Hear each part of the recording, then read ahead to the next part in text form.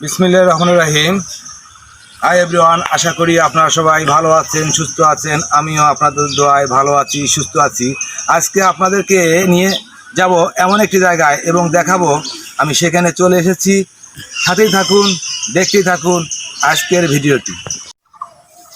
বন্ধুরা, লক্ষ্য করুন, পেরিমাধব লেখাটি এখনও তার মেইন গেটের ফটকে লেখা আছে এবং এটি হচ্ছে তার জমিদার বাড়ি।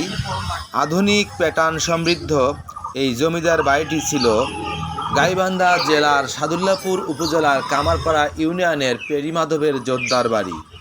ইতিহাস ঐতিহ্যের প্রাচীন স্থাপনটি এখনও দাঁড়িয়ে আছে কালের সাক্ষী হয়ে।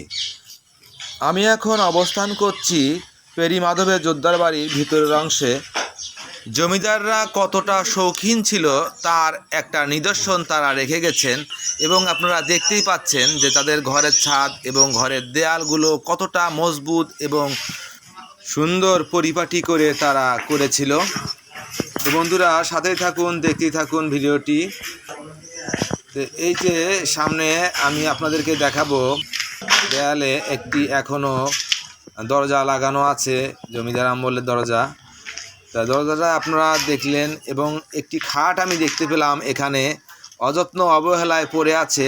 জমিদার বাড়িতে কিছুই দেখতে পেলাম না, শুধু এই খাটটি জমিদার আমলের একটি খাট দেখতে পেলাম।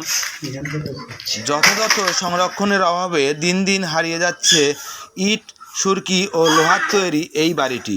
পেরিমাধব সরকার বিপুল পরিমাণ জায়গা জমির মালিক ছিলেন। তিনি সেগুলো সাধারণ মানুষদের দান করে গেছেন। তার দান করা জমিতে গড়ে উঠেছে শিক্ষা প্রতিষ্ঠান সহ বিভিন্ন স্থাপনা।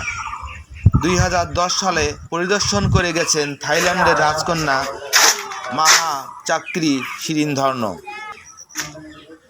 পেরিমাধবের জমিদার বাড়িটি সংরক্ষণে যথাযথ পদক্ষেপ নিলে এটি ঐতিহাসিক দর্শনীয় স্থান হয়ে উঠতে পারে বলে ধারণা স্থানীয়দের। নতুন প্রজন্ম এর ইতিহাস জানার সুযোগ পাবেন বলে মনে করেন স্থানীয় জনগণ। আমি যে অংশ থেকে এখন ভিডিওটি করছি এটা হচ্ছে জমিদার বাড়ির অন্দরমহল, মানে ভিতরের অংশ। দেখুন ভিতরের অংশটা কত সুন্দর এবং কত সুসজ্জিত ছিল।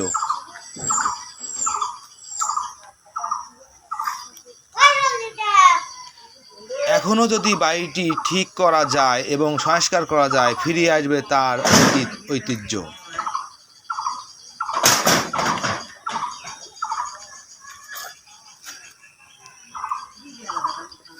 কত সুন্দর করে পরিপাটি করে সাজানো হয়েছিল এই জমিদার বাড়িটি।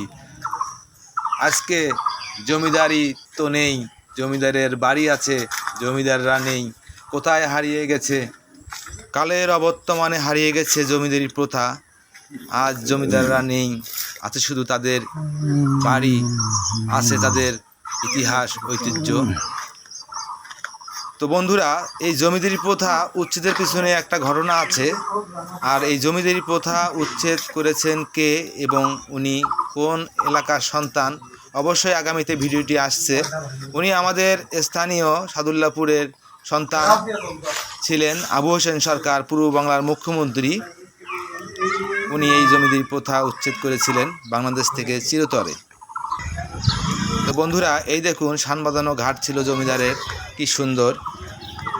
পুকুরে এখনও মাছ চাষ হচ্ছে। জমিদাররা এই পুকুরেই গোসল করতেন এবং মাছ তারা এখানে চাষ করতেন। এটি হচ্ছে জমিদার বাড়ির সামনের ফটক, দেখতেই পেলেন। তো বন্ধুরা, এই ছিল আজকের ভিডিও। যদি আমার এই ভিডিওটি যদি আপনাদের একটু ভালো লেগে থাকে তাহলে অবশ্যই আপনারা লাইক, কমেন্ট এবং শেয়ার দিয়ে সবাইকে দেখার সুযোগ করে দেবেন। সবাই ভালো থাকবেন, সুস্থ থাকবেন এবং নিরাপদে থাকবেন।